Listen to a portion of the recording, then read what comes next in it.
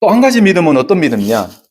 그 창조하시고 살아계신 그 하나님이 나와 함께 지금도 여전히 살아계시고 우리를 붙들고 계시고 우리와 함께 계신다는 그 사실. 여러분, 저는 이 두 가지 믿음이 우리가 진실로 고백하고 생각해야 되는 믿음이라고 생각합니다. 뭐라고요? 다시 한번 더. 어떤 믿음이 우리에게 중요하다고요? 하나님께서 온 우주 만물을 창조하시고 지금도 여전히 살아계신다는 믿음.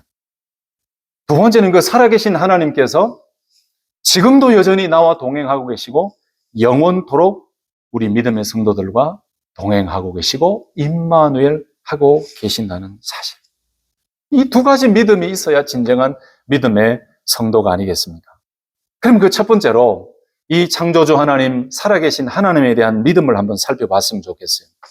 신앙생활함에 있어서 하나님의 존재에 대한 이 믿음과 하나님의 살아계심에 대한 믿음이 없다면 그것은 믿음이 아니죠.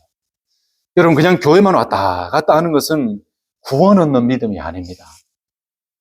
여러분, 빌리 그레함 목사님 1973년도에 한국에 오셔서 그 여의도 광장에서 메시지를 전하셔서 50년이 지난 그것을 기념하기 위해서 지난 주간에 50주년 기념대회가 있었죠.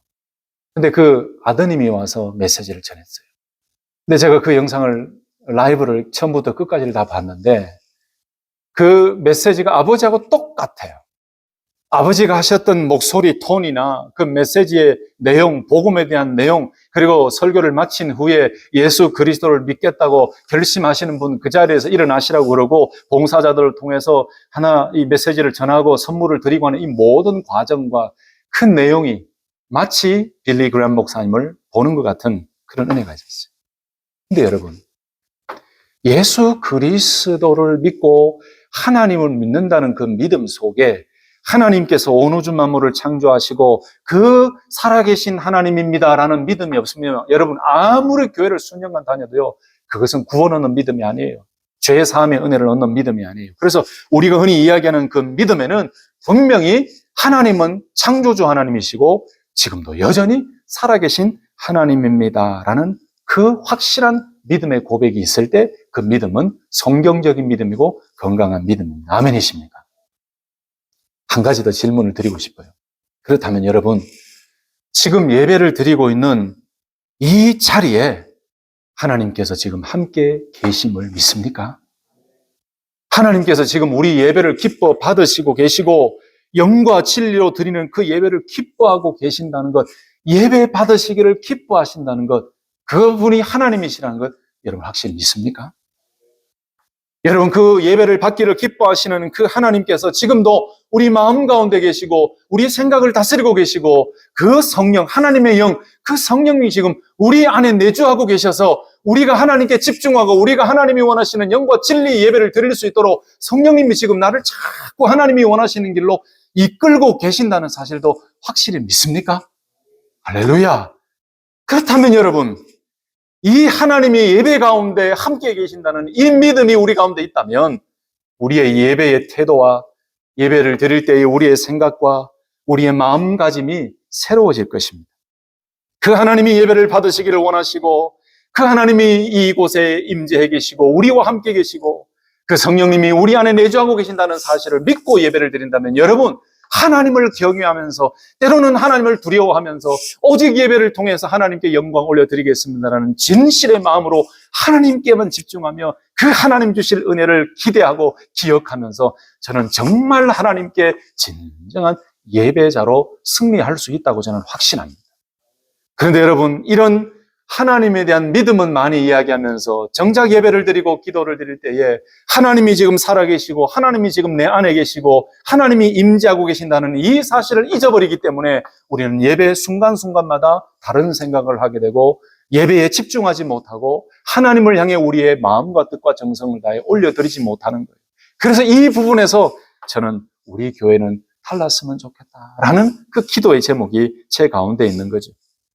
여러분 하나님을 믿느냐 믿지 않느냐에 따라서 성도이냐 불신자냐가 나눠지지요. 이것은 어쩔 수 없는 진리입니다. 뭔가 많은 사람들에게 부드럽게 얘기를 하고 싶어도 성경의 진리예요. 하나님을 믿습니까? 아멘 하는 사람은, 예수님을 믿습니까? 아멘 하는 사람은 죄 사함과 구원의 은혜를 받는 거예요. 그리고 하나님의 의의 백성으로 하나님이 인정해 주시는 거예요. 천국의 백성이 되는 거예요. 영원한 천국과 영생을 우리에게 하나님의 복으로 주어지는 거예요. 그러나 예수 그리스도를 믿지 않고 하나님을 믿지 않으면 아무리 친절하게 부드럽게 말을 해도 아무 소용이 없어요. 왜냐?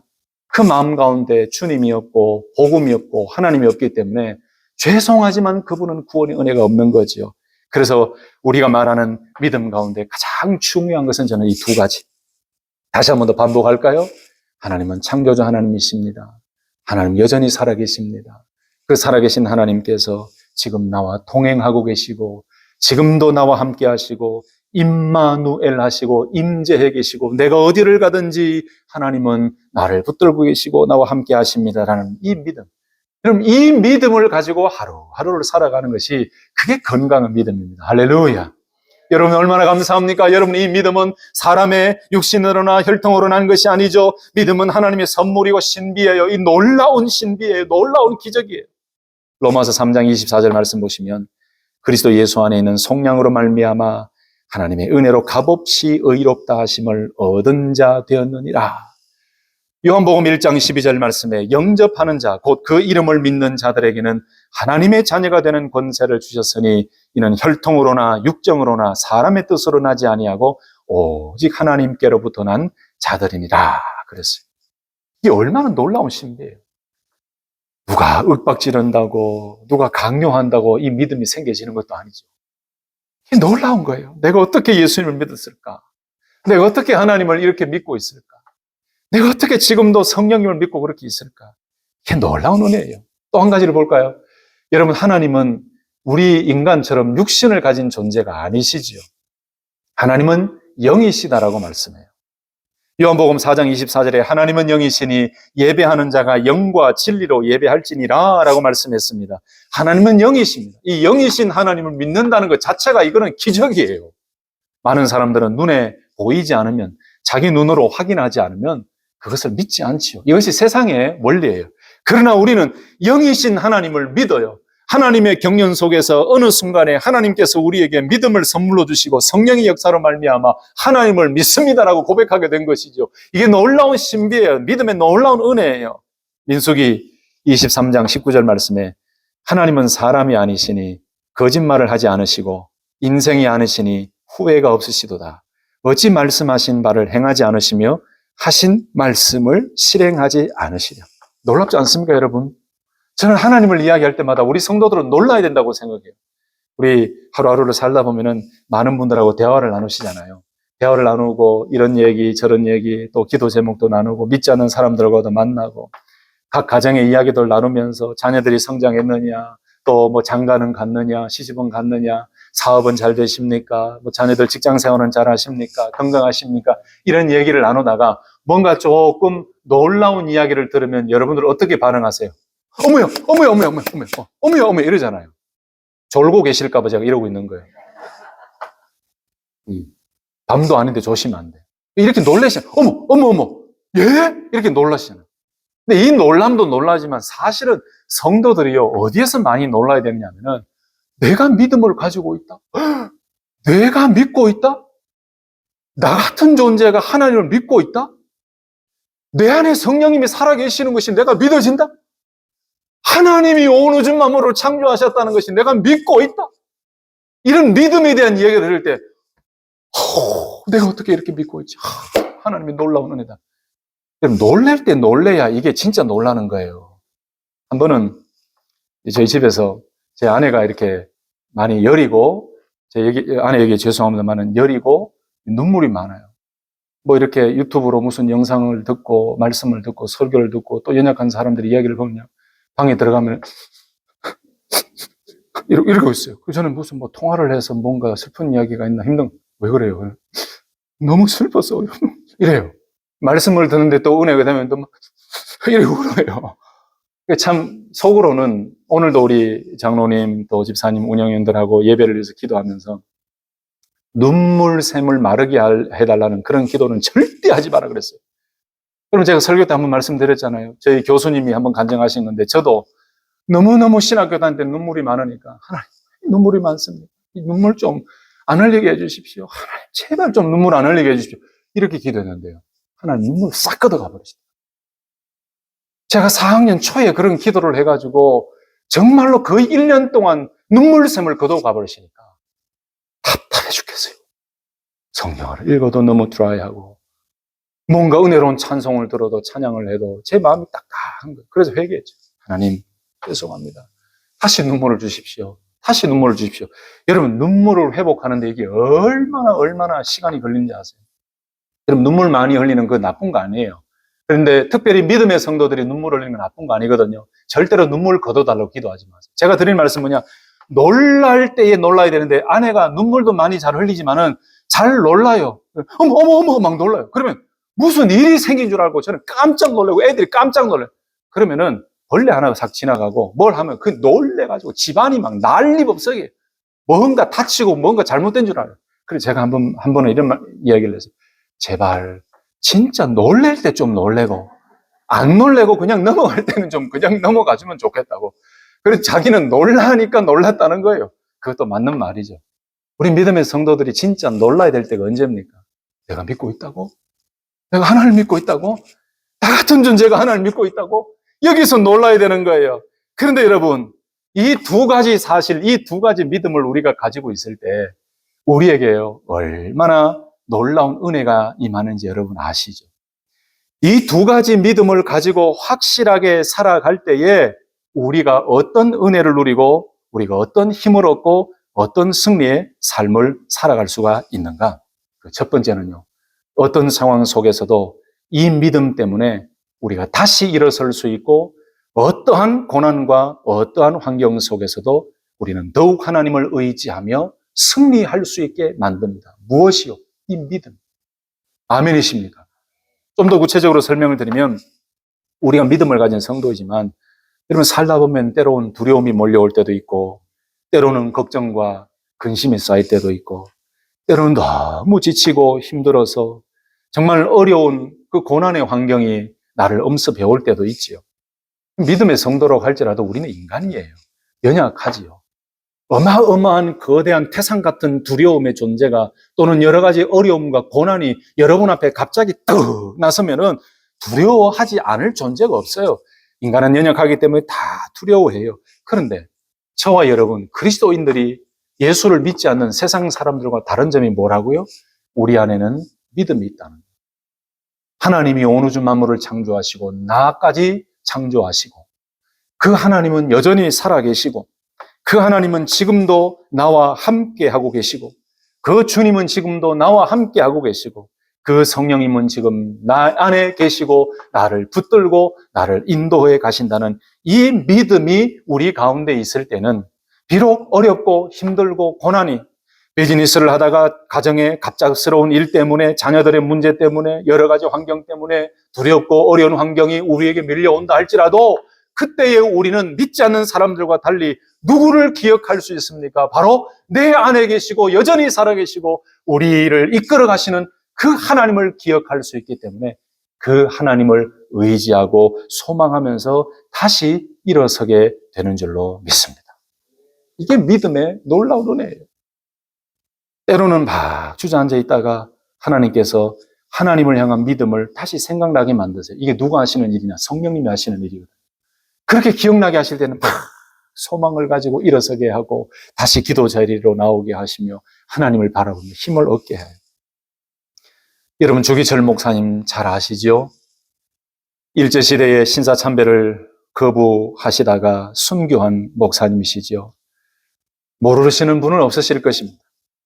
경남 창원에서 출생을 하셨는데 평양신학교를 졸업하신 이후에 몇 교회 사역지를 거쳐서 39세에 평양 산정현 교회를 섬기게 되셨습니다. 담임으로 섬기게 되셨죠. 당시에 그 일본이 일제 치하에 있을 때에 신사참배를 강요받게 되는데 그 신사참배를 거부하면서 얼마나 수많은 고통과 감옥에서 지내셨습니까? 5년 넘는 감옥 생활을 하면서도 절대로 하나님 외에 나는 무릎 꿇지 않습니다. 나는 절하지 않습니다. 나는 하나님을 버릴 수 없습니다. 이렇게 복음을 붙들고 싸웠어요. 그 당시에 조선 예수교 장로회 평양노회가 주기철 목사님을 신사참배 결의에 따르지 않는다는 이유로 목사직에서 파면까지 했어요. 그래도 끝까지 주기철 목사님은 감옥에서 고문당하시다가 47세의 나이로 순교하셨어요. 여러분 그 일대기를 잘 아시지만 너무너무 힘들어서 그 사모님이 면회 오셨어요. 면회 왔더니 육신이 너무 지치고 다른 것 없이 이런 부탁을 했다 그래요. 여보, 따뜻한 숭늉 한 그릇 한 모금만 했으면 좋겠다. 이 이야기할 정도로 육신이 너무너무 피폐해져 있었어요. 이 주기철 목사님이 살아계실 때에 마지막 설교라고 알려져 있는 일사각오라는 설교는 그 당시에 평양신학교 학생 부흥회 때 하신 마지막 날에 하신 메시지인데 그 학생들뿐만 아니라 참여했던 모든 교수님들과 많은 사람들에게 감동이 되었어요. 지금까지도 이 말씀은 우리 후대들에게 큰 도전이 돼요. 일사각오. 한 번 죽는다는 그 각오를 가지고 설교를 하셨어요. 원래 그때 했던 설교 내용은 일본 경찰에 의해서 다 압수되어서 없어졌지만은 그 집회 때, 그 예배 때 참여하셨던 김린서라는 목사님께서 생생하게 기억을 하고 있어서 그 목사님께서 줄거리를 살려서 이렇게 가필한 내용이 지금까지 전해지고 있는데 거기 보면 예수를 따라서 일사각오, 복음을 위해서, 예수님을 위해서 일사각오, 남을 위해서 일사각오, 부활의 진리를 위해서 일사각오라는 그 말씀을 설교 메시지를 전했어요. 이 주기철 목사님이 돌아가시기 전에 글을 하나 쓰셨죠. 우리 어르신들은 영문 밖의 길이라는 글로 더 잘 알고 계시고 여기에 곡조가 붙여져서 나온 곡이 뭐냐 하면은 서쪽 하늘 붉은 노을이라는 그 곡이에요. 잘 아실 것입니다. 근데 우리 가지고 있는 이 찬송가, 개역 개정 찬송가의 158장에 이 서쪽 하늘 붉은 노을이 조금 원래 것보다 다르게 바뀌어져서 작사는 주기철 목사님이 하셨지만 작곡은 김남수님이 하셔서 새로 이렇게 변경된 곡이 158장에 나와 있어요. 여러분 이 곡이 있는지 없는지도 모르셨죠? 찬송을 많이 부르셔야 됩니다. 근데 이 곡은 조금 어려워요. 그런데 이전에 우리가 많이 부르던 곡은 어떤 곡인지 아시죠? 반주 없어도 됩니다. 서쪽 하늘 붉은 노을 영문 밖에 비치누나 연약하신 두 어깨에 십자가를 생각하니. 오늘 왜 이렇게 노래가 잘 되죠? 오늘 여러분들 설교 말씀에 예배에 집중하시는 것 같아요. 머리에 쓴 가시관과 몸에 걸친 붉은 옷에 피 흘리며 걸어가신 영문 밖의 길이라네. 돌아가시기 전에 하나님을 기억하며 저 하늘나라를 기억하며 쓰신 이 곡을, 가사를 곡을 붙여서 저는 참 어릴 때 이 곡을 많이 불렀어요. 부모님 따라서 부르고 목사님 따라서 부르고. 여러분, 주기철 목사님께서 이런 고난 가운데 이 하나님 나라에 대한 소망을 잃지 않을 수 있었던 그 이유가 무엇일까요? 하나님은 살아계십니다. 그 믿음이죠. 하나님이 내 안에 계십니다. 나는 그 하나님 믿고 따라갑니다. 그 하나님에 대한 믿음이 확실했기 때문에 절대로 다른 것에 엎드리지 않았던 것이죠. 또 한 분 목사님을 여러분들에게 좀 소개하고 그분의 신앙을 좀 본받고 싶은데요. 독일 출신인 디트리 본회퍼 목사님 여러분 잘 아실 것입니다. 저는 군 생활하면서 군종 장교님으로 계셨던 목사님을 통해서 이 본회퍼 목사님을 깊이 접하게 되었습니다. 그 목사님이 공부를 좋아하시고 본회퍼 목사님을 좋아하셨어요. 우리 교단하고는 다르지만은 본회퍼 목사님의 그 책을 이만큼 두꺼운 것을 저보고 번역하라고 하셔서 제가 용돈 좀 받으면서 번역을 했는데 그때 제가 본회퍼 목사님을 경험했거든요. 근데 이 본회퍼 목사님이 독일 출신이시고 나치 독일, 이 독일의 나치에 반대하여서 복음을 외치면서 나라를 위해서 싸우고 복음을 들고 싸우다가 돌아가신 분이에요. 마치 우리나라에서는 주기철 목사님이 계시다면은 독일에는 본회퍼 목사님이 있다라고 해도 될 정도로 이 본회퍼 목사님은 튜빙겐 대학교와 베를린 대학교의 신학 박사, 신학자입니다. 그리고 책을 쓰셨던 저술가이시고요. 목사님입니다. 루터교회 목사님으로 섬기셨습니다. 그리고 미국의 유니온 신학교에도 오셔서 공부를 하셨어요. 그런데 이 나치주의가 퍼져가면서 이 독일이 어마어마한 힘든 상황에 있다 보니 내가 여기 와서 미국에 와서 공부하는 것이 내가 무슨 소용이 있는가? 내가 고국을 위해, 나라를 위해, 복음을 위해 내가 다시 돌아가야겠다고 돌아갔어요.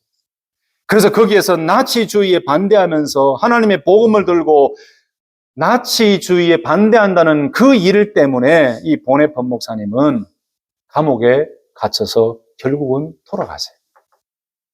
이 목사님이 느낌이 있었나 봐요. 하나님으로 돌아가야 될 시간이 다 되었다. 2차 세계대전 당시에 이 보네폰 목사님이 1944년에 약혼자에게 성탄절 때 감옥에서 죽음을 앞두고 마지막으로 편지 한 장을 씁니다. 그 편지 한 장의 내용이 뭐냐 하면은 선한 능력으로 라는 편지예요. 그 편지를 가지고 글을 가지고 곡을 붙였는데 지그프리트 피에츠라는 분이 곡을 붙여서 우리에게 요즘 최근에 많이 불려지는 그 노래가 바로 선한 능력으로라는 곡이에요. 이 보네폰 목사님이 죽을 것을 알고 그리고 너무너무나 육체적으로도 고통이 심하고 그럼에도 불구하고 이 선한 능력으로라는 이 글을 쓸 수 있었던 그 이유가 무엇일까요? 하나님의 손으로 나를 품어주신다라는 그 믿음. 하나님이 살아계시고 하나님이 지금 나를 붙들고 계신다는 그 믿음 하나로 지금까지 그렇게 고백하며 살아오시다가 결국은 감옥에서 순교하게 되는 거죠. 제가 오늘 나눠드렸던 그 곡을 한번 보시겠습니까? 주 선한 능력으로 안으시네, 그 크신 팔로 날 붙드시네, 절망 속에도 흔들리지 않고 사랑하는 주 얼굴 구하네. 우리 이 찬송, 우리 1절만 한번 같이 불러보십시다. 그 힘든 상황 속에서도 주님 바라보고 승리할 수 있었던 그 이유의 고백. 주 선한 능력으로 안으시네, 그 크신 팔로 날 붙드시네, 절망 속에도 흔들리지 않고 사랑하는 주 얼굴 구하리, 선한 능력으로 일어서리, 주만 의지하리 믿음으로, 우리 고대 안에 두오실 그날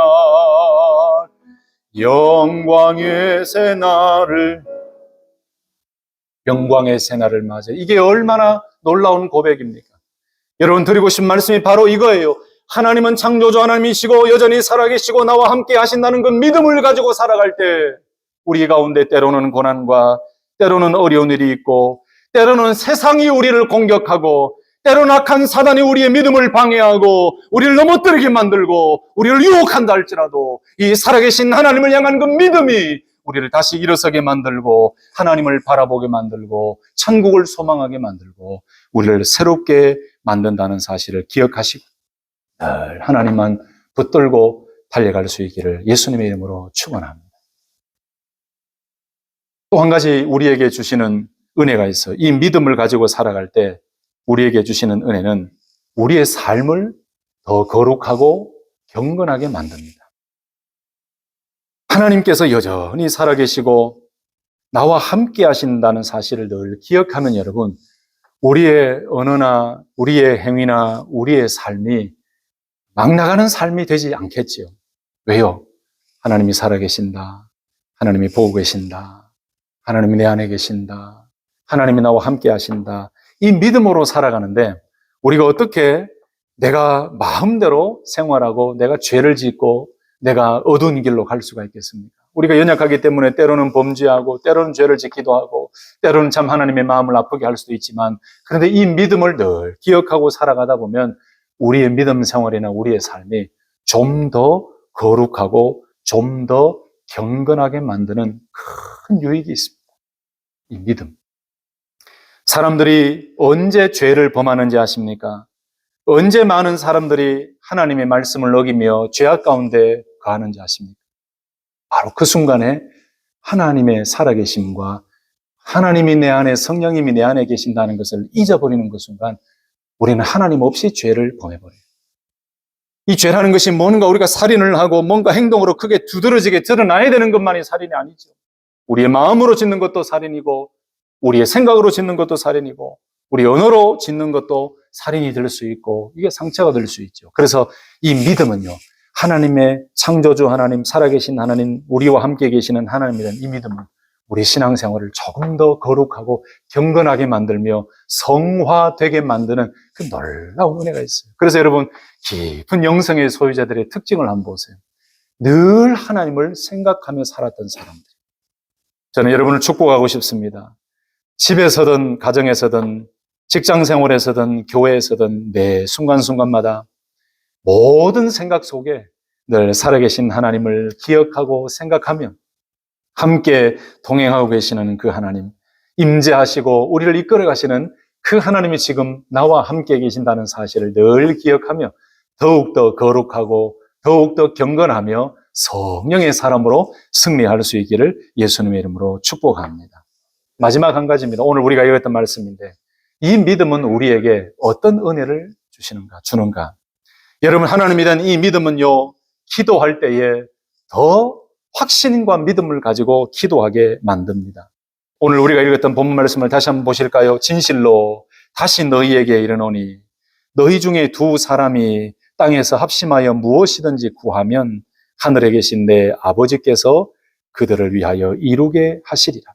두세 사람이 내 이름으로 모이는 곳에는 나도 그들 중에 있느니라. 할렐루야. 여러분, 이 말씀은 바로 한 사람, 예수 그리스도를 믿는 그 한 사람, 예수 그리스도를 믿는 그 두 사람, 여러분 바로 교회의 가장 최소 단위죠. 내가 예수 그리스도를 믿고 영접했다면 바로 내가 교회가 되는 것이고, 나같이 믿음을 가진 한 사람이 모여 두 사람이 되는 것이 바로 교회의 최소 단위 아닙니까? 바로 교회지요. 거듭난 진실한 교인 둘이 있다면 교회지요. 이 두세 사람이라고 20절에는 말씀하고 있는데, 앞에 나온 두 사람을 다시 설명한 것인데, 바로 이 예수님의 이름으로 모인 곳이 바로 교회예요. 교회는 누구의 이름으로 모이느냐가 중요해요. 교회는 사람의 모임이나 사람의 목적으로 모인 것이 아닙니다. 수천 명, 수만 명이 모여도 그 교회가 예수님의 이름으로 모이지 않았다면 그것은 세상의 집단과도 같은 거예요. 여러분, 10명이 모여도 예수님의 이름으로 모이고 하나님의 이름으로 모이고 하나님께 예배하는 그 믿음으로 모였다면 그 모임은 진실한 교회요, 거룩한 교회인 줄로 믿습니다. 근데 오늘 말씀에서 말씀하고 있잖아요. 두세 사람이 모인 곳에 나도 그들 중에 있느니라. 그 말씀은 바로 이 말씀이에요. 너희들의 믿음을 가지고 하나님의 백성으로 모이고 있지, 너희들이 모여서 두 사람만이 모여도 그렇게 기도해도 나는 너희 가운데 있다. 너희 가운데 하나님의 영광으로 임재해 있다. 내가 너와 함께하고 있다. 너의 기도를 듣고 있다. 이 말씀이죠. 이 믿음을 가지고 모인 그 교회, 그 한 사람 한 사람 마음속에 있어야 될 가장 중요한 믿음이 뭐라고요? 나도 그들 중에 있느니라. 나도 너희 중에 있느니라. 여러분, 우리가 금식 기도를 하고 있습니다만, 아까도 말씀드렸지만 할 사람은 하십시오라고 그렇게 해버리면요, 우리 교회 전체 공동체에 나도 너희 중에 그들 중에 있느니라라는 이 놀라운 하나님의 임재하심의 역사를 경험하지 못해요. 하나님의 교회 예배 드릴 때에도 몇 사람은 예배를 잘 드리지만 그냥 편안하게 아까 말씀드린 거 하나님께 집중하지 못하고 그저 육신만 왔다 갔다 하면 여러분, 하나님의 임재하심을 경험하지 못해요. 하나님의 그 놀라운 능력을 경험하지 못해요. 그래서 우리가 기도할 때도 이게 중요해요.